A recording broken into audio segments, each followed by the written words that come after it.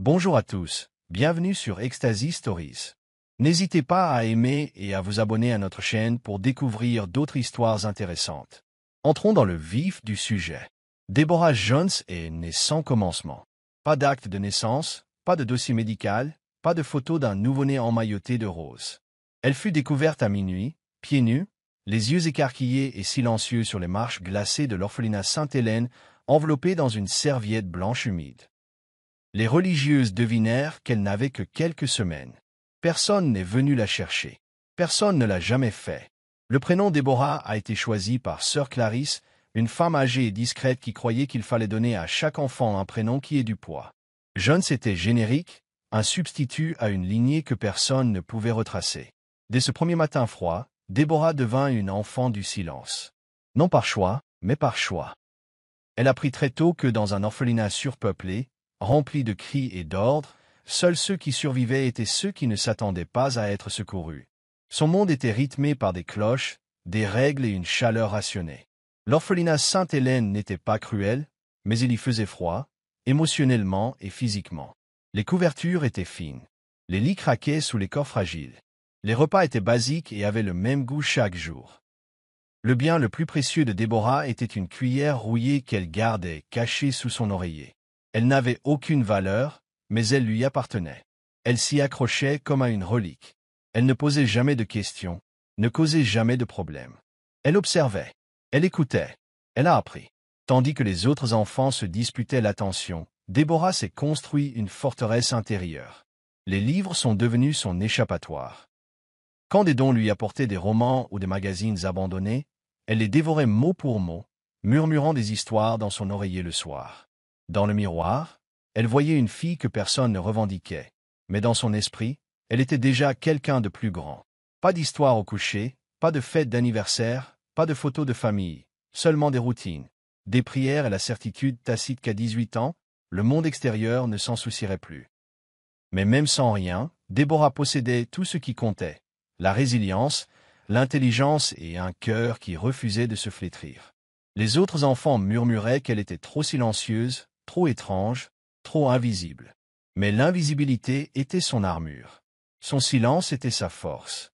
Elle ne parlait pas fort, mais elle observait tout, attendant.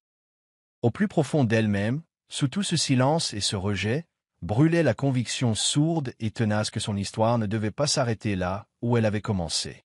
Deborah Jones se tenait au bord de Westbourne Alley, serrant une valise usée d'une main et un papier plié avec une adresse dans l'autre. La ville avait une odeur différente, celle de la fumée, du béton chaud et de la vie trépidante. Ses bottes crissaient contre le verre brisé et le gravier alors qu'elle approchait du bâtiment délimbré correspondant au numéro sur la page. Il s'agissait d'un immeuble de 4 étages, aux murs tachés, aux vitres fissurées et au linge suspendu à des rampes rouillées comme des drapeaux de reddition. La cage d'escalier empestait le moisi et un métal rance. Il n'y avait pas d'ascenseur, seulement des marches étroites qui grinçaient sous son poids. Elle monta au dernier étage, le cœur battant non pas à cause de la peur, mais de l'incertitude. C'était son nouveau départ, marqué par les rayures, les taches et loin d'être parfait. L'appartement 4 s'était ouvert, comme promis. À l'intérieur, le plafond était bas et les murs arboraient des filigranes tels des tatouages délavés. Une ampoule vacillait au centre, au-dessus d'un canapé de fortune fait de caisses et d'un matelas fin. L'air était chargé d'une odeur de térébenthine et de vieux livres. « Tu es enfin là » dit une voix au fond. Une fille sortit d'une pièce drapée de rideaux dépareillés et couverte d'éclaboussures de peinture, les cheveux en une crinière de boucles rousses, les mains tachées d'encre bleue. « Je suis Lily » dit-elle en souriant. Artiste, insomniaque, reine des nouilles ramen. Déborah hocha légèrement la tête. Elle n'était pas habituée à la chaleur des inconnus. « Tu dois être Déborah » continua Lily. « Sœur Clarisse a dit que tu étais silencieuse. J'aime ça. Ici, les murs sont fins. Le calme est un cadeau. » Leur chambre n'était guère plus qu'un carré avec une fenêtre qui s'ouvrait à peine. 2 matelas étaient posés côte à côte sur le sol, séparés par un tiroir en plastique. La porte du placard était cassée, maintenue par un balai. Il n'y avait pas de chauffage, juste des couvertures supplémentaires, et le robinet sifflait lorsqu'on l'ouvrait. Mais c'était un abri. Déborah posa délicatement sa valise, puis resta un moment immobile, à contempler le papier peint qui se décollait. Pour la première fois de sa vie, Personne ne frappait à sa porte pour la prière du matin. Personne ne sonnait pour le petit déjeuner. Pas de règles, pas de religieuse. Juste une inconnue nommée Lily et une ville qui ignorait son nom. Elle s'assit sur le matelas et murmura « Ceci est à moi ». Et c'était le cas. Joshua Tyler n'aimait pas le bruit. Il n'aimait ni les fêtes, ni les anniversaires publics, ni les salles où l'on trinquait pour célébrer des choses qui ne lui plaisaient pas. C'était un homme de silence, celui qui entrait dans une pièce et s'imposait sans un mot. À seulement 33 ans, il était devenu l'un des PDG les plus influents d'Amérique du Nord, dirigeant Tyler Steel Enterprises avec une précision qui suscitait autant de crainte que d'admiration chez les membres du conseil d'administration. Pour les médias, il était un Midas des temps modernes, jeune, brillant et intouchable. Mais le véritable Joshua Tyler n'était pas bâti sur l'or. Il était façonné par le verre, des fragments fragiles d'une enfance brisée qui le blessaient encore lorsqu'il n'y prenait pas garde. Il n'était pas issu d'un milieu pauvre. Au contraire, il était né dans la richesse. Sa mère, Evelyn Tyler, était une pionnière de l'immobilier et a jeté les bases de l'empire qu'il dirigeait désormais. Mais la maison qu'elle a construite n'a jamais été un foyer. Evelyn était la grâce et le feu. Elle était la seule personne à avoir véritablement vu Joshua, non pas comme un futur PDG ou un héritier raffiné, mais comme un garçon qui adorait dessiner des bâtiments et jouer du piano au grenier. Lorsqu'elle mourut, de sa propre main, le monde que Joshua connaissait s'effondra. Elle avait dissimulé sa dépression derrière des perles et la perfection. La nuit de sa mort, il attendait de lui jouer une nouvelle mélodie. Au lieu de cela, il la trouva, transie dans une robe de soie, un mot soigneusement plié à côté d'elle. Il avait 13 ans. La douleur de cette nuit-là s'était cristallisée dans sa poitrine. Son père, Victor Tyler, était passé à autre chose trop vite, épousant son assistante quelques mois plus tard et effaçant le nom d'Evelyn de tous les murs des salles de réunion. Joshua ne lui a jamais pardonné. Il enfouit son chagrin dans des livres, des revues professionnelles et des tableurs, devenant peu à peu l'homme que le monde reconnaîtrait plus tard comme un génie. À 20 ans, Joshua était diplômé de Stanford avec un double diplôme en architecture et en gestion d'entreprise. À 26 ans, il dirigeait la branche technologique de l'entreprise familiale, et à 30 ans, il en était devenu le PDG après le départ de Victor, victime d'un scandale sanitaire. Mais malgré tous ses accomplissements, Joshua manquait de profondeur dans les domaines qui comptaient. Il avait été fiancé une fois à Valentina, une pianiste qui riait de tout son corps et sentait le thé au jasmin. Elle est morte dans un accident de voiture alors qu'elle allait lui faire la surprise de lui offrir des billets pour un concert privé à Venise. Ils s'étaient disputés ce matin-là. Il ne leur avait pas dit au revoir. Depuis, Joshua s'était complètement renfermé sur lui-même. Les femmes allaient et venaient, principalement des mannequins, des filles d'investisseurs ou des ambassadrices de la presse. Aucune d'elles ne le touchait. Aucune n'était restée. Il ne cherchait plus l'amour. Il cherchait quelque chose de réel, même s'il avait depuis longtemps cessé d'y croire. Jusqu'à ce que le nom d'un inconnu apparaisse sur son bureau, un nom qui n'était associé ni à la lignée ni au pouvoir, mais à quelque chose d'encore plus désarmant, la vérité.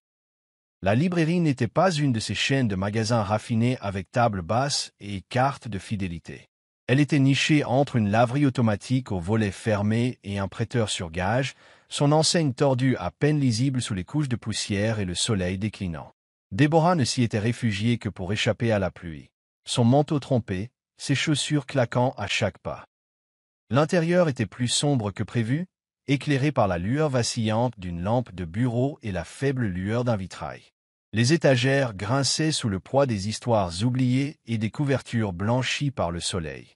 Alors qu'elle déambulait entre les allées, quelque chose, sur un présentoir latéral, attira son attention. Un livre relié en cuir aux tranches carbonisées, à moitié brûlé mais encore intact. Elle le prit instinctivement, s'attendant à y trouver des pages blanches ou des gribouillis. Au lieu de cela, il contenait un journal. L'écriture était penchée et chargée d'émotions, l'encre parfois maculée de larmes ou peut-être de pluie. En haut de la première page figurait un nom, Amelia Lorraine. En 2012, Deborah était assise en tailleur par terre, tournant page après page, tandis que l'orage s'abattait violemment contre la fenêtre. Les mots d'Amelia étaient poétiques et fragmentés, dressant le portrait d'une femme travaillant dans un environnement de direction très stressant, peut-être comme assistante ou secrétaire, profondément amoureuse de son patron, qu'elle appelait toujours « lui ».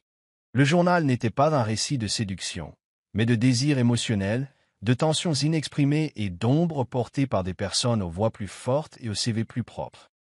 Amelia avait travaillé sans relâche, l'avait couvert, protégé, et avait finalement été écartée, sans même un merci. Il pense que les gens comme moi ne saignent pas. Pouvait-on lire en une seule ligne? Il pense que le silence est synonyme de stupidité. Mais je connaissais tous les secrets et portais tous les feux. Les entrées devenaient plus sombres, plus désespérées vers la fin, jusqu'à s'arrêter brusquement. La dernière page était à moitié brûlée, la phrase inachevée, il ne comprendra jamais ce qu'il a écrit. Puis plus rien. Incapable de s'en séparer, Déborah acheta le journal pour $1. Le propriétaire du magasin leva à peine les yeux.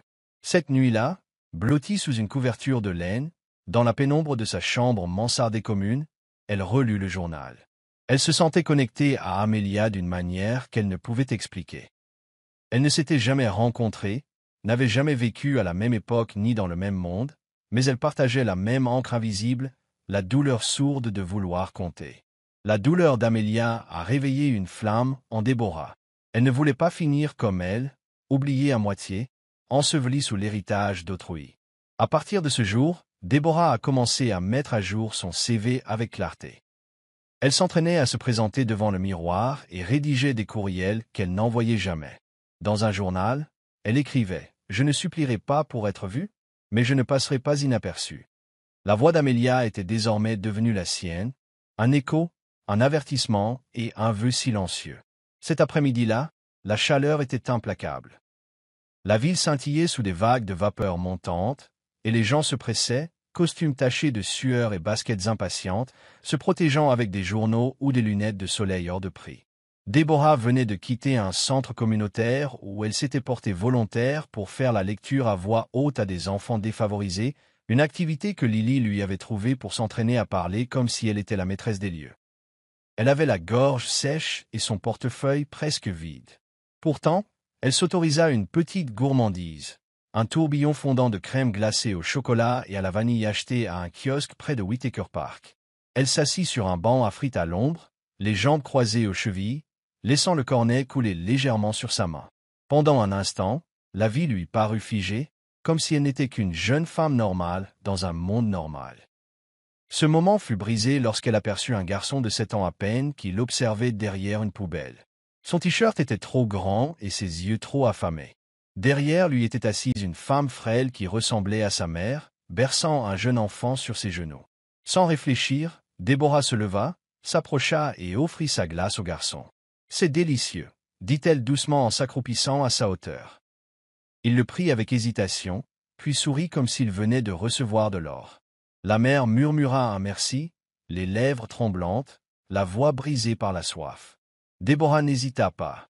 Elle ouvrit son sac en toile, en sortit le sandwich qu'elle avait gardé pour le dîner et le lui tendit. « Je vais bien, » mentit-elle en souriant. « Mange ça et repose-toi un peu. » Elle ne remarqua pas l'homme accoudé à son vélo de l'autre côté de la rue, filmant tranquillement avec son téléphone, les yeux plissés non pas par jugement, mais par admiration. Plus tard dans la soirée, Déborah retourna dans sa chambre mansardée, l'estomac vide mais le cœur plein.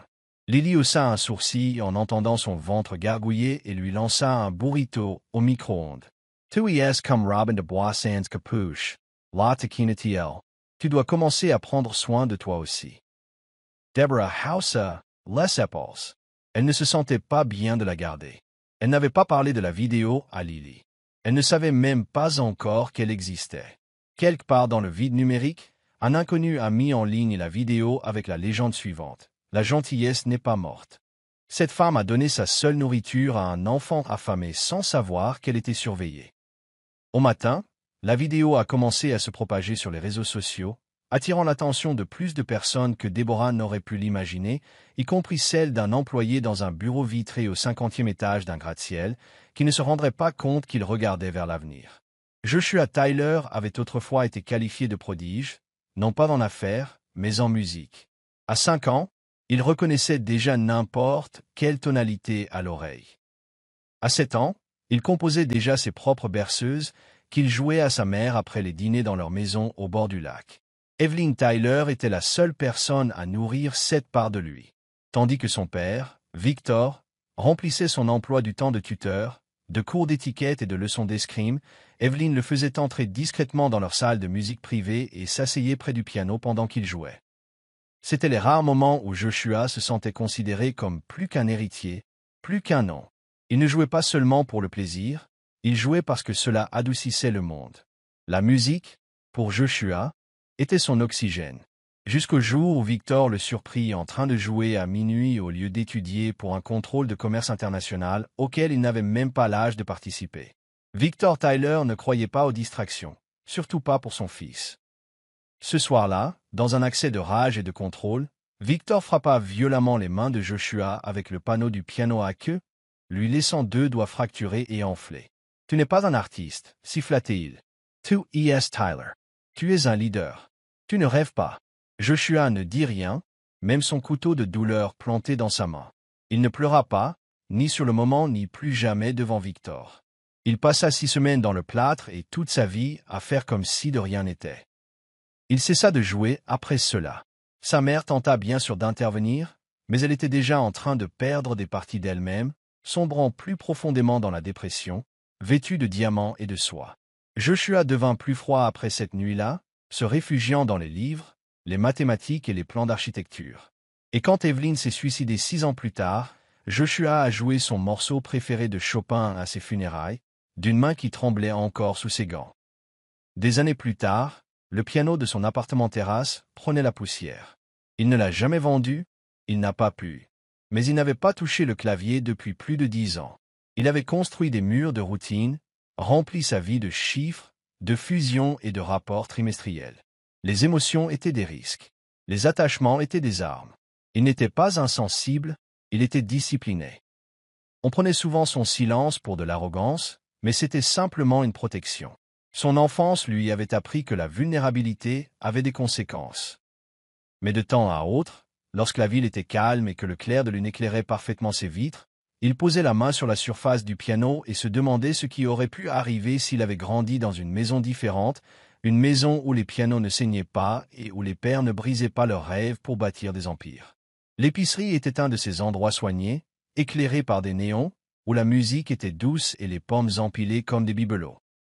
Déborah n'y allait faire ses courses qu'une fois toutes les 2 semaines, lorsque ses emplois de femme de ménage lui permettaient de payer des produits de première nécessité à prix réduit. Elle était passée maître dans l'art de faire durer son argent, achetant du pain périmé, des boîtes de conserve cabossées et des marques génériques dont personne ne voulait. Cet après-midi-là, elle portait un sweat à capuche empruntée, les cheveux noués dans un foulard. Elle se sentit à nouveau invisible, ce qui rendit la suite encore plus humiliante. Alors qu'elle s'avançait vers la sortie, une voix aiguë l'appela derrière elle. « Et, tu n'as pas payé pour ce pain. » Déborah se figea, confuse, les mains pleines d'un petit sac contenant des articles, dont une miche de pain qu'elle était certaine d'avoir scanné. La scène se déroula en quelques secondes. Un gérant, le visage rouge et théâtral, l'accusa de vol tandis que les clients s'arrêtaient au milieu de l'allée. Déborah, les joues en feu, balbutia pour expliquer. Son reçu avait coulé par terre sans que personne ne le remarque, emporté par un chariot. Vérifiez les caméras, supplia-t-elle d'une voix tremblante mais calme. Mais l'homme ne l'écoutait pas. Plus elle parlait, plus elle leur paraissait coupable. Une femme murmura, ils essaient toujours ce truc, et une autre murmura. De toute façon, elle n'a pas l'air d'être à sa place ici. Au moment où le directeur s'apprêtait à appeler la sécurité, un homme d'un certain âge, muni d'une canne, s'avança.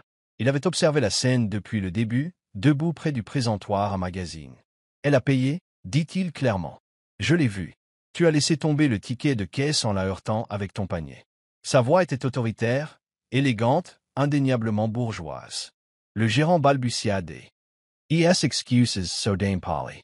Déborah pouvait à peine parler, serrant son sac, sous le choc. L'homme s'approcha d'elle ensuite devant le magasin et lui offrit un sourire aimable. « Tu te comportes comme quelqu'un qui ignore sa place dans chaque pièce. C'est dangereux. La vie écoute la confiance, pas la vérité. » Déborah cligna des yeux, incertaine de la réponse. Il lui tendit une carte, Arthur Whitman, juge fédéral à la retraite. « Ne te laisse pas rabaisser par les petites gens. » dit-il avant de lever son chapeau et de s'éloigner. Elle resta figée, les yeux fixés sur le nom inscrit sur la carte. Ce moment la marqua comme une signature gravée sur du verre. Il ne s'agissait pas seulement de pain.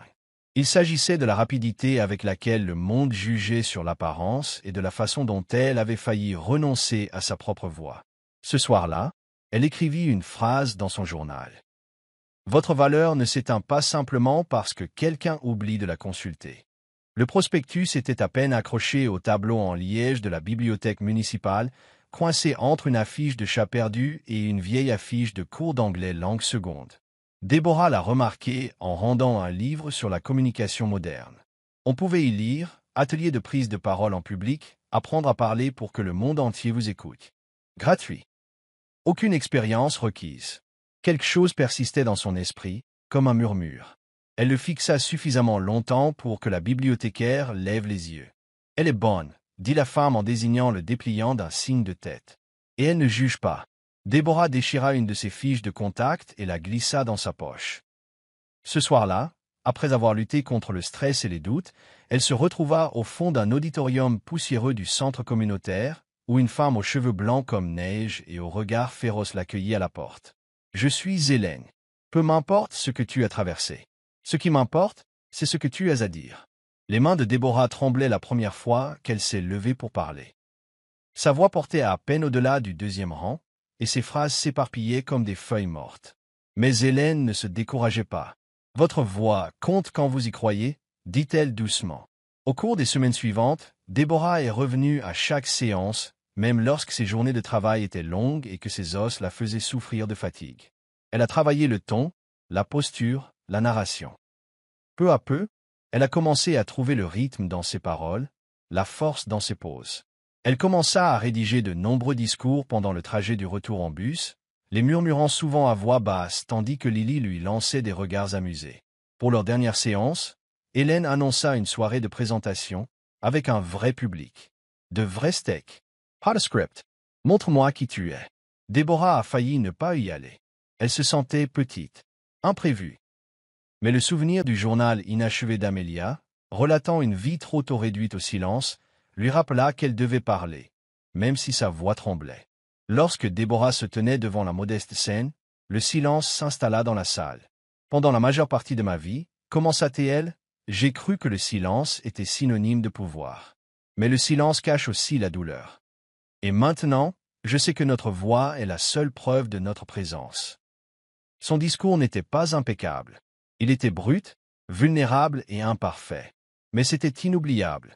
Après, les gens ont applaudi, certains avec les larmes aux yeux.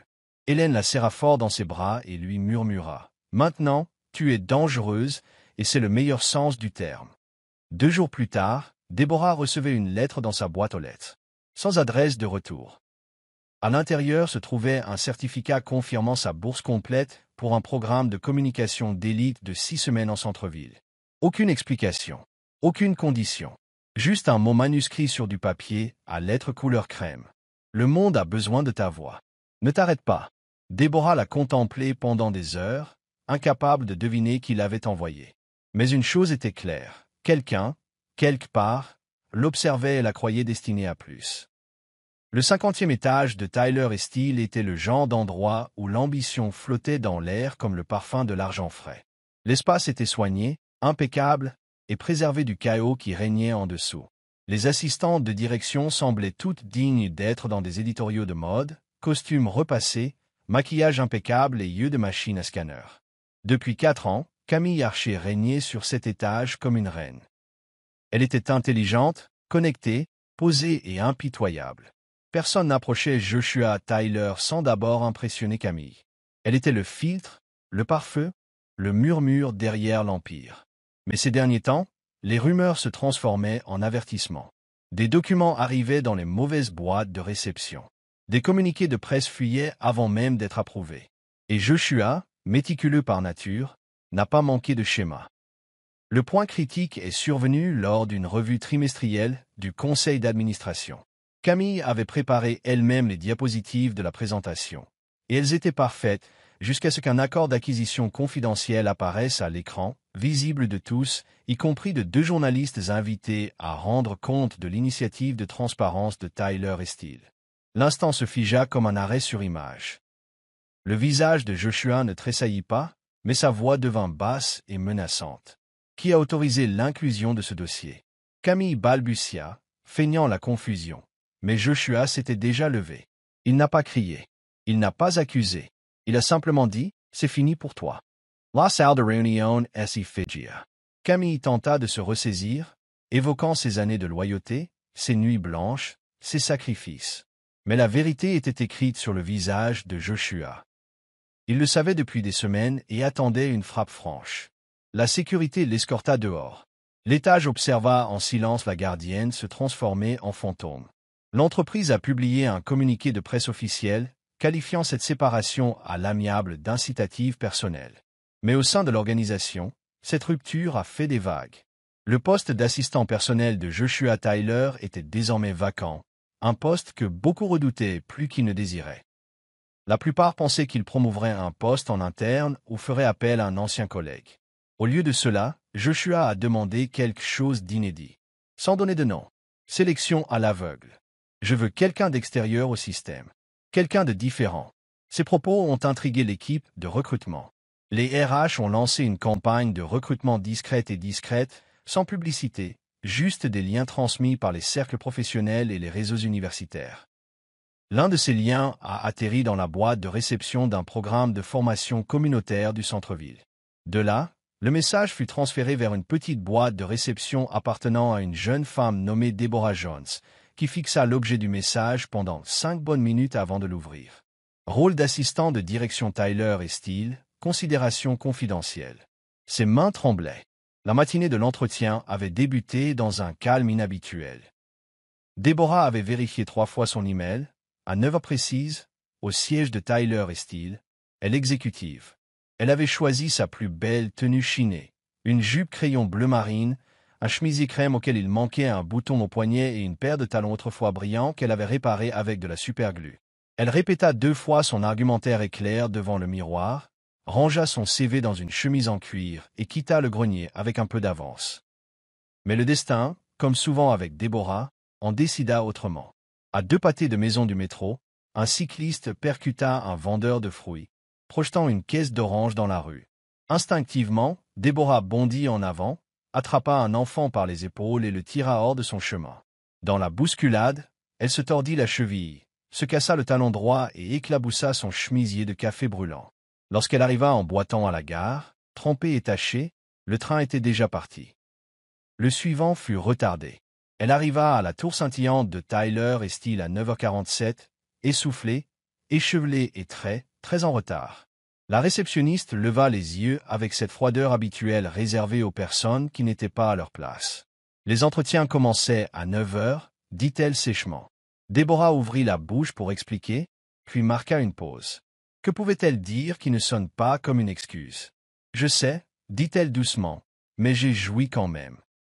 La réceptionniste lui lança un regard, puis lui fit signe de la tête qu'elle avait un bloc-notes. Remplissez-le. Tandis que Deborah griffonnait son nom, une porte s'ouvrit dans le hall. Joshua Tyler sortit, flanqué de 2 cadres, une tablette à la main. Il était en pleine conversation, les traits secs et indéchiffrables. Son regard parcourut la pièce d'un air détaché, puis se fixa sur Deborah. Ce n'était pas le coup de foudre. C'était une reconnaissance. Quelque chose chez cette jeune femme aux vêtements tachés de café, boitant et le regard brûlant arrêta Joshua au milieu de sa phrase. Elle avait l'air de quelqu'un qui avait fui la guerre et qui avait pourtant le courage de se présenter à la table. Deborah leva les yeux et croisa son regard. L'espace d'un instant, aucun des deux ne bougea. Puis il se tourna vers la responsable à côté de lui. « Continuez la prochaine réunion. Je veux la voir. » Le cadre cligna des yeux. « Monsieur ?» Joshua ne s'expliqua pas. Il se dirigea vers la réception, adressa un signe de tête à la réceptionniste stupéfaite et désigna le formulaire de Deborah. « Emmenez-la à l'étage. » Deborah la suivit, stupéfaite, le cœur battant à tout rompre. Elle ignorait ce qui venait de se passer. Tout ce qu'elle savait, c'est qu'on la conduisait au 50e étage, dans une pièce où elle n'était pas censée se trouver.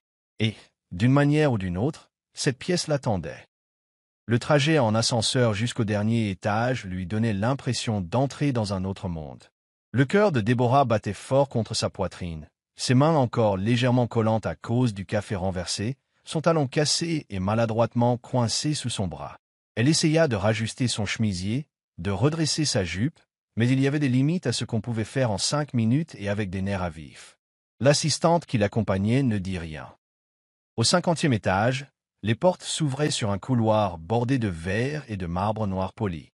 Au fond se trouvait un bureau privé doté de baies vitrées offrant une vue imprenable sur les toits de la ville. Deborah eut du mal à l'admirer avant d'être conduite à l'intérieur. Joshua Tyler se tenait près de la fenêtre, lui tournant le dos. Il ne se retourna pas immédiatement. « Tu es Deborah Jones », dit-il, comme s'il affirmait un fait qui n'avait pas besoin d'être confirmé. Sa voix était douce, mais teintée de douceur, comme s'il était toujours à moitié perdu dans ses pensées. « Tu es arrivé en retard. »« Imprepare. »« Blessé. » Deborah se tendit, ne sachant pas comment réagir. Puis il se retourna. Son regard était perçant, scrutateur, mais sans cruauté. Il ne se posa pas sur ses taches de café ni sur sa chaussure cassée. Au lieu de cela, il fixa son expression. « Et pourtant, » ajouta-t-il, « vous êtes le seul à qui j'ai pris la peine de parler aujourd'hui. » Elle cligna des yeux, stupéfaite. « Monsieur, je peux vous expliquer. »« Non, » l'interrompit-il doucement. « Le monde se fiche des explications. Je ne m'intéresse qu'au choix. Tu aurais pu rentrer chez toi. Tu ne l'as pas fait. » Pendant un instant, le silence régna sur la pièce comme un verre fragile. Puis il fit un geste vers le siège en cuir en face de son bureau. « A seed's toy. » Deborah obéit, le pouls toujours battant. Joshua s'appuya contre le bord du bureau, les bras croisés. « Laissons tomber le scénario. Pourquoi veux-tu travailler ici ?» Deborah hésita, mais seulement un instant. « Parce que je veux faire partie de quelque chose qui ne se résume pas à la question de savoir qui est le meilleur sur le papier. » Il a incliné la tête. « C'est audacieux. C'est honnête, » répondit-elle. Et puis, pour la première fois depuis longtemps, Joshua sourit, non pas de ce sourire crispé et pressant que les médias connaissaient, mais d'un sourire sincère. « Parle-moi de ton plus grand échec, » demanda-t-il ensuite. Deborah le regarda droit dans les yeux. Elle était convaincue qu'être invisible signifiait que je n'avais aucune valeur. L'atmosphère changea. Joshua resta silencieux pendant quelques secondes. Puis il fouilla dans un tiroir et en sortit une carte de visite. « Reviens demain. 8h30 précise. Considérez ceci comme un test. Voyons ce que vous faites quand on vous attend. » Deborah prit la carte, se leva et hocha la tête. Alors qu'elle se retournait pour partir, elle ne le vit pas la regarder s'éloigner, non pas avec curiosité, mais avec quelque chose de plus profond qu'il n'avait pas ressenti depuis des années. L'espoir. Le bureau ne ressemblait à rien de ce que Deborah avait jamais vu. Non seulement par son ampleur ou son silence, mais aussi par le fait que chaque mur était en verre, transparent, dégagé, ouvertement. De là où elle se tenait, elle pouvait voir la ville entière s'étendre à l'horizon, une mosaïque de tours de verre et de circulation. Mais ce qui la stupéfiait le plus, ce sont les fenêtres elles-mêmes. Des vitres allant du sol au plafond, lisses et impeccables, sans un seul rideau, store ou barrière. Le soleil entrait en nappe dorée, projetant de longs reflets sur les sols cirés. C'était désarmant, presque inconfortable. Pour Deborah, qui avait passé toute sa vie cachée derrière des ombres et des plafonds percés de fuites, l'ouverture de l'espace était révélatrice. Pourtant, c'était aussi une beauté, une déclaration. Ce n'était pas un lieu fait pour se cacher. Quand Joshua entra, elle était toujours près de la fenêtre, une main posée délicatement sur la vitre. Elle ne se retourna pas immédiatement. Il l'observa un instant, silencieusement, remarquant sa posture, non pas comme quelqu'un admirant la vue, mais comme quelqu'un cherchant à comprendre ce que signifiait voir sans filtre. Il avait remarqué quelque chose, demanda-t-il enfin, sa voix brisant le silence. Deborah hocha lentement la tête, toujours sans lui faire face. « Il n'y a pas de rideau, » murmura-t-elle. « Pas de stores. » Rien pour le cacher. Il s'avança à côté d'elle, les mains dans les poches, le regard fixé vers l'extérieur. « Parce que je n'aime pas bloquer ce que j'ai gagné, » dit-il. « Cette vision, cette clarté, ça m'a tout coûté. » Deborah se tourna enfin vers lui. Il n'y avait aucune suffisance dans son expression, seulement une honnêteté lasse. « La plupart des gens penseraient que c'est du pouvoir, » dit-elle doucement. « Mais pour moi, c'est de la vulnérabilité. » La mâchoire de Joshua se crispa légèrement, mais il ne détourna pas le regard. « Exactement, » dit-il après une pause. « Je laisse les fenêtres ouvertes pour que tout le monde voie à quelle hauteur nous sommes. Ça m'oblige à rester vigilant. pour ne jamais oublier ce que je risque. Déborah s'éloigna de la vitre, soudain consciente de la hauteur à laquelle elle se trouvait. Et pourtant, dit-elle, cela signifie aussi que les gens peuvent voir à l'intérieur. Une lueur d'amusement traversa son visage, presque un sourire. « Laissez-les faire, dit-il. J'en ai assez de me cacher. » Pendant un long moment, ils restèrent là, deux personnes venues d'univers totalement différents, sans parler, tous deux baignés par la lumière. Dans ce bureau aux fenêtres qui refusait de cacher quoi que ce soit, l'atmosphère entrechangea. Pas de manière romantique, pas encore. Mais quelque chose a commencé. Quelque chose d'honnête. Quelque chose sans rideau. Il était presque 19 heures lorsque Déborah traversa le couloir silencieux devant la suite exécutive. La plupart des lumières du bureau étaient tamisées, et le bourdonnement habituel des imprimantes et des conversations s'était estompé dans le claquement de ses talons bas sur le sol en marbre. Elle était restée sur place pour finaliser l'itinéraire de la prochaine tournée d'investisseurs de Joshua à Berlin, sa première mission impliquant directement une coordination internationale. C'était un rôle modeste, mais essentiel, et elle le voulait parfait. Alors qu'elle arrivait à son bureau, juste devant celui de Joshua, sa boîte de réception s'est mise à vibrer avec un message d'importance majeure. L'objet était « Confidentiel, calendrier d'échange Lockridge ». Ce message ne lui était pas adressé. Il avait été transmis par erreur, probablement destiné à Marcus Steele ou à un membre du service des acquisitions. Déborah hésita, puis elle l'ouvrit. À l'intérieur se trouvait un plan détaillé d'un projet d'échange d'actions avec Lockridge Enterprises, une ancienne entreprise rivale qui avait failli mettre Tyler et Steele en faillite 3 ans plus tôt. D'après le courriel, un accord provisoire était proposé qui céderait 15% des actions majoritaires de l'entreprise à un investisseur tiers inconnu en échange d'une licence exclusive sur une innovation de Lockridge, toujours en cours d'examen de brevet. Deborah Redden's son Souffle. Elle n'avait peut-être pas de diplôme en finance, mais elle comprenait parfaitement que c'était dangereux. Imprudent. Et en regardant la liste des CC, elle remarqua autre chose, Joshua n'y figurait pas. Ce n'était pas seulement une manœuvre de pouvoir. C'était une trahison par la porte arrière. Déborah fixait l'écran, le cœur battant, partagé entre la comédie et l'excès de pouvoir. Elle imprima le fichier en silence et le glissa dans une chemise en papier craft, la fermant d'une main tremblante. Elle ne courut pas immédiatement vers Joshua. Au lieu de cela, elle attendit, réfléchissant, calculant. Le lendemain matin, elle se glissa dans son bureau avant le début de la journée, l'air indéchiffrable. « Je crois que ceci m'a été envoyé par erreur », dit-elle en posant délicatement le dossier sur son bureau. Joshua leva les yeux de sa tablette, curieux, et l'ouvrit. Dès que ses yeux parcoururent les premières lignes, son visage changea. Une rage lente et latente remplaça son immobilité habituelle. « Qui d'autre a vu ça ?» demanda-t-il à voix basse. « Personne », répondit Déborah. « J'ai supprimé l'email. » Il y eut un silence entre eux, épais, pesant, mais empreint de compréhension. « Tu n'étais pas obligé de me le montrer, » dit-il. « Je l'ai fait, » répondit-elle. « Non pas par loyauté, mais parce que si j'étais à ta place, j'aurais voulu que quelqu'un surveille les murs derrière moi. » Pour la première fois depuis son embauche, Joshua savait que cette femme n'était pas seulement compétente. Elle était essentielle. Déborah n'avait jamais eu l'intention d'en savoir autant. Son travail était simple, du moins en apparence, rédiger des plannings, organiser des réunions, assurer la coordination des appels. Être l'assistant de Joshua Tyler n'était pas seulement une question de logistique, c'était aussi une question de proximité. Elle entendait des choses que personne d'autre ne connaissait, lisait des courriels non destinés au public et assistait à des réunions où l'enjeu n'était pas seulement les bénéfices trimestriels, mais le pouvoir. Tout a commencé soudainement. Un soir, alors qu'elle rédigea des rapports pour une réunion de conseil d'administration de nuit, elle a trouvé un document signalé intitulé « Acquisition Lockridge, dossier rouge, interne uniquement ». La chaîne de courriel était à moitié effacée, la trace floue, mais quelque chose dans la formulation attira son attention. Des mots comme risque interne, vulnérabilité et, plus inquiétant encore, les griffes de Geneviève. Déborah ne l'ouvrit pas. Non pas qu'elle ne le pouvait pas, mais parce qu'elle en avait déjà trop vu. Elle ferma son ordinateur, le cœur battant la chamade. Le lendemain matin, Joshua arriva plus tôt que d'habitude, l'air indéchiffrable. Elle avait envie de lui demander. Elle ne le fit pas, mais plus Déborah travaillait, plus les couches commençaient à se décoller. Des conversations à voix basse eurent lieu derrière des portes givrées. Des silences soudains se firent entendre lorsqu'elle entra dans les salles de conférence.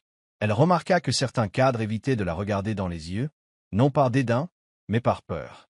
Un après-midi, elle prit la tablette de Joshua pour transférer ses notes de briefing au format PDF. Un dossier ouvert clignotait à l'écran avant de se fermer automatiquement. Une liste de noms et de numéros codés. Son propre nom était inscrit. Sirline. Elle le fixa, hésitante entre la terreur et la flatterie. Ce soir-là, elle était assise près de la fenêtre du grenier, chez elle, son ordinateur portable fermé, son dîner intact. Lily l'observait de l'autre côté de la pièce. On dirait quelqu'un à qui on vient de remettre une bombe enveloppée dans une lettre d'amour. Déborah sourit faiblement. « Je crois savoir des choses que je ne suis pas censé savoir. » La voix de Lily baissa. « Alors, sois prudent. On protège le pouvoir avec les dents. » Ce que Déborah ignorait, c'est que Joshua l'avait remarqué. Il avait vu sa façon de marquer des pauses devant certains documents, la précision de ses questions, son silence en réunion plus cinglant que l'opinion de quiconque. Mais au lieu de la tenir à l'écart, il fit le contraire. Il commença à la laisser entrer. Pas complètement, pas intentionnellement, mais ça suffisait. Il laissait des dossiers sur le bord du bureau, oubliait parfois de fermer son écran, lui demandait son avis sur des décisions sur lesquelles la plupart des assistants n'étaient pas invités à intervenir. Joshua, l'homme qui ne faisait confiance à personne, avait commencé à la traiter comme plus qu'une simple gardienne. Il ne comprenait pas encore pourquoi. Mais le moment viendrait où il le ferait, et d'ici là, le prix de ce que Déborah savait pourrait tout changer. Le gala était un palais de verre baigné de clair de lune. Des lustres en cristal se balançaient au-dessus de têtes fières, et l'air embaumait l'argent déguisé en parfum floral. C'était le genre d'événement où chaque robe portait un nom et où chaque invité portait l'ambition comme une seconde peau. Déborah se tenait au fond de la salle de bal, vêtue d'une robe en satin emprunté, juste assez ajustée pour ne pas attirer l'attention, et juste assez maladroite pour lui rappeler qu'elle n'était pas à sa place.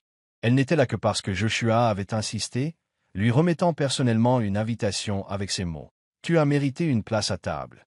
Prends-la. » Elle avait tenté de décliner, mais son ton était inflexible. Il était l'hôte. Elle était son assistante. Et pourtant, sa présence à ses côtés suscitait des murmures. Miranda Blake arriva 1 heure plus tard, telle une tempête de diamants. C'était l'ancienne fiancée de Joshua, une reine des relations publiques au sourire perçant et à la réputation de ne jamais perdre. La pièce changea à son entrée, les flashs des appareils photo l'accueillant comme une reine. Quand son regard croisa Déborah, une lueur de reconnaissance se transforma en venin. Cela se produisit pendant le toast.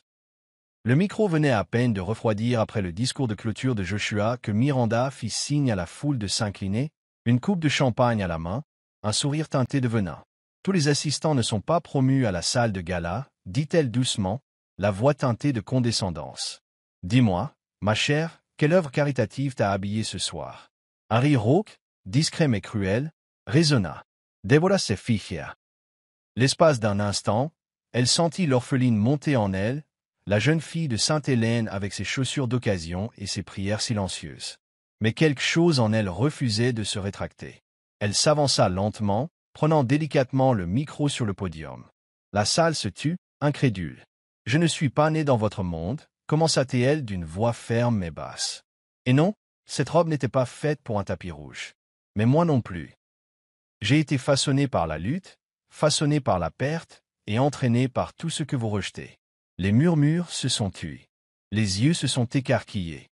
Je ne viens peut-être pas d'une famille riche, mais j'ai acquis une certaine valeur. J'ai lu plus de livres sous la lumière du grenier que certains dans le luxe.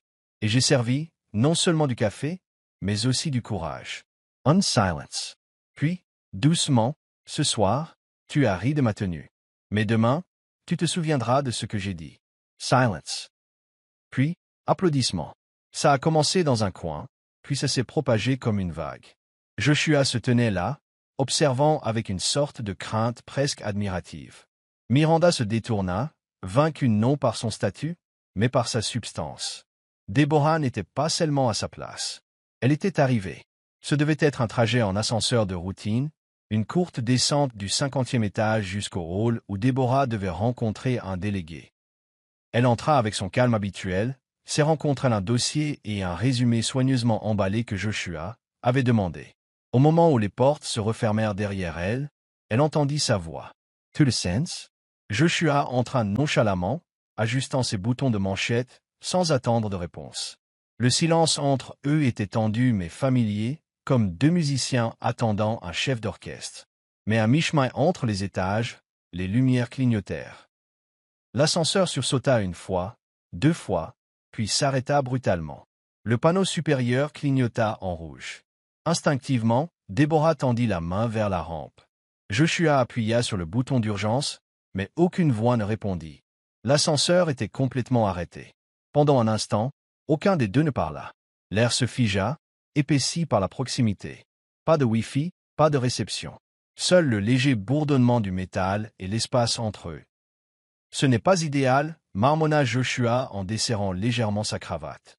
Déborah émit un petit rire nerveux. Bon, je suppose que le bâtiment voulait qu'on parle. Il a sound sortil. C'est ça que tu veux. Elle hésita. Je pense que c'est ce que nous avons évité. Joshua la regarda, non pas avec le poids d'un PDG, mais avec la vulnérabilité d'un homme à court de cachette. Tu crois que je suis en colère à cause du gala, dit-il d'une voix plus basse. Mais je ne le suis pas. J'étais. Fear. Ce mot flottait dans l'air. Alors pourquoi es-tu resté distant depuis? Demanda-t-elle. Parce que j'ai ressenti quelque chose cette nuit-là que je ne m'étais pas autorisé à ressentir depuis des années. Avoua-t-il. Et ça m'a terrifié. Déborah détourna le regard, le cœur battant. Nous venons de deux mondes différents, Joshua.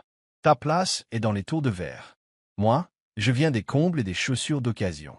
Il fit lentement un pas en avant. Peut-être. Mais j'ai vécu dans des tours presque toute ma vie, et aucune d'elles ne m'a jamais semblé être un foyer jusqu'à ce que tu sois à mes côtés. La lumière de l'ascenseur a clignoté, à nouveau. Ils levèrent tous deux les yeux, mais aucun ne fit un geste pour réparer. La main de Joshua resta près de la sienne sur la rampe, mais ne la toucha pas. Quand l'ascenseur redémarra, dit-il doucement, tout redeviendra normal. Mais pendant qu'on est là, entre les étages, dis-moi, tu l'as ressenti aussi? Deborah déglutit. Oui, murmura-t-elle. Mais je ne suis pas sûr de croire ce que je ressens quand le monde est à l'arrêt. L'ascenseur ronronnait doucement, comme s'il décidait de leur sort. Et soudain, il se mit en marche. Ce matin-là, la salle de réunion vibrait d'une tension qui masquait la fête. Une fusion internationale massive entre Tyler, Steele et Valentech était en négociation depuis près d'un an, avec des rumeurs de milliards, d'expansion mondiale et de nouvelles dominations du marché. Le contrat final, relié en cuir épais et imprimé sur du papier épais, trônait au centre de la table tel un trône attendant son couronnement. Les dirigeants des deux entreprises l'entouraient comme des faucons, certains souriants, d'autres prudents. Joshua arriva avec 15 minutes de retard, un fait rare. Il se déplaçait avec précision, sans précipitation. Déborah le suivait, ses notes à la main, ses talons résonnant légèrement sur le sol en marbre. Elle n'était pas censée être dans la pièce. Mais il lui avait demandé de s'asseoir tranquillement dans un coin. « Observe » avait-il dit. C'est ainsi qu'on découvre qui tire vraiment les ficelles. Alors que les présentations commençaient, Déborah lut les documents justificatifs, calmement et avec attention. Quelque chose clochait. Les chiffres du côté de Valentech semblaient également soignés. Net, comme une histoire trop souvent éditée pour être vraie. Son estomac s'énoua. Elle se pencha et murmura une phrase à Joshua, page 37, concernant les divergences d'autorisation. Sa mâchoire se crispa légèrement. Sans réagir, il ouvrit son classeur et se retourna. Il était là. Un projet de contrat de licence, indiqué comme préautorisé, mais sans horodatage ni signature légale, juste un espace réservé. Admettre que Valentech n'avait aucun contrôle juridique sur le produit promis lors de la fusion. Un passif à long terme. Un procès en vue. Joshua ferma le dossier. Le directeur de Valentech se tenait debout, les bras grands ouverts, attendant une poignée de main. Allons-nous écrire l'histoire? Joshua fixa le contrat, puis se tourna vers son équipe. Non, dit-il froidement. L'affaire est annulée. L'atmosphère s'est effondrée et le chaos s'est installé. Les dirigeants murmuraient. Les conseillers juridiques se bousculaient. Le représentant de Valentech aboyait ses exigences, mais Joshua ne broncha pas. Tu as essayé de nous faire passer une clause fantôme. Tu crois que je signerai ça? Il s'est tourné vers son conseiller juridique. Rédige une déclaration publique. Nous marchons. Déborah observait la scène dans un silence stupéfait. Il n'avait pas seulement rejeté un accord, il avait publiquement coupé les ponts. Une fois la salle vidée, Joshua resta en bout de table, les yeux rivés sur le contrat non signé. « Tu l'as vu avant moi » dit-il sans la regarder. « Tu m'as évité de signer quelque chose que je ne pouvais pas annuler. » Elle déglutit, incertaine de la réaction à adopter. « Tu m'as dit d'observer » murmura-t-elle. « Alors je l'ai fait. » Pour la première fois depuis des années, un contrat restait non signé sur la table de Joshua Tyler, non par peur ou par stratégie, mais parce que quelqu'un dans la pièce avait vu la vérité. La tempête frappa sans prévenir. Des trombes d'eau s'abattirent sur la ville telles des vagues de souvenirs, et le tonnerre gronda au-dessus de la tour Tyler et Steele, comme si la nature elle-même exigeait sa libération. Déborah se tenait à l'entrée principale du bâtiment, parapluie brisé, le cœur battant. Elle venait de quitter une réunion avec les associés internationaux du cabinet où sa présentation, initialement censée être une synthèse silencieuse des données, avait fait sensation. Elle aurait dû être fière. Mais elle était engourdie, car depuis des semaines, Joshua était redevenu distant. Depuis qu'elle l'avait sauvé du contrat Valentech, il l'avait remercié, promu et même doublé son salaire. Mais il n'avait plus parlé avec son âme. Il avait construit des murs. Des murs brillants, efficaces, impénétrables.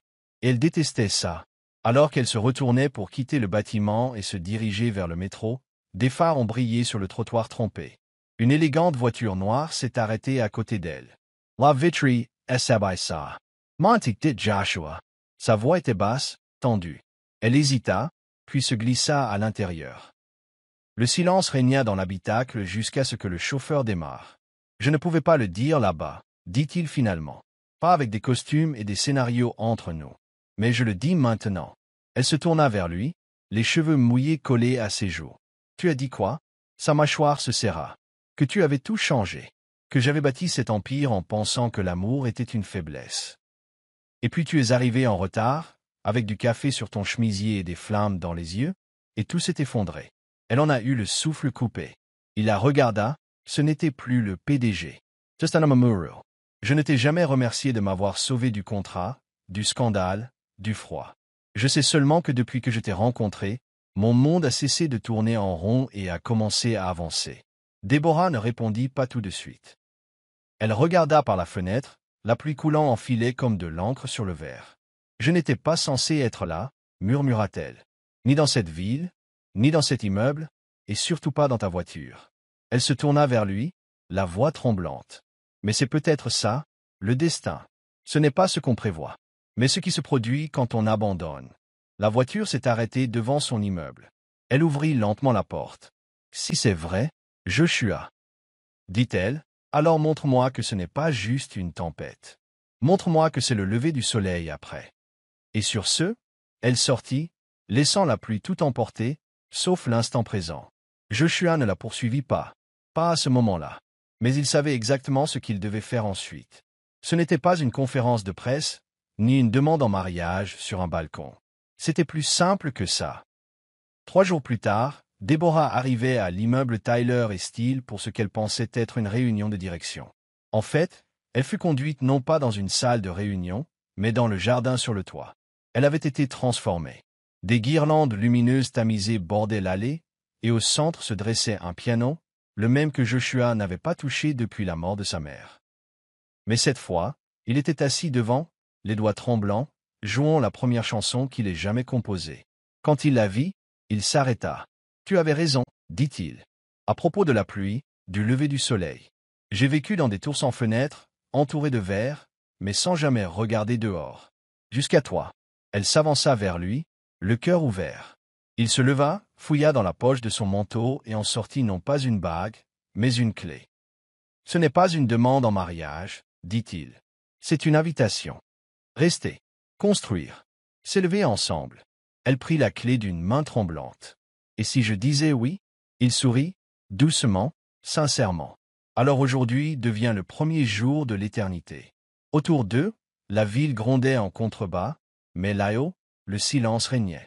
Ce silence qu'on n'entend qu'après une tempête. Déborah se pencha vers lui, la tête sur sa poitrine, et tous deux riaient doucement, comme des survivants. Elle n'avait pas seulement trouvé l'amour. Elle avait trouvé un endroit où elle n'avait pas à se rétrécir pour s'intégrer. Des mois plus tard, Déborah se tiendrait aux côtés de Joshua, non seulement comme partenaire, mais aussi comme nouvelle responsable de la communication mondiale. Personne ne s'en est interrogé. Pas après les histoires qui s'étaient déroulées. La fille arrivée en retard avec un talon cassé écrivait désormais des discours pour des sommets mondiaux. Et Joshua, il jouait enfin du piano. Chaque matin, fenêtres grandes ouvertes, sans rideaux derrière lesquels se cacher. Car lorsqu'on trouve un amour fondé sur la vérité, on ne ferme pas la porte. Vous invitez le monde à le découvrir. C'est la fin de l'histoire. Qu'avez-vous appris sur cette histoire? Aimez-la et abonnez-vous à notre chaîne pour découvrir d'autres histoires intéressantes. Merci d'avoir regardé.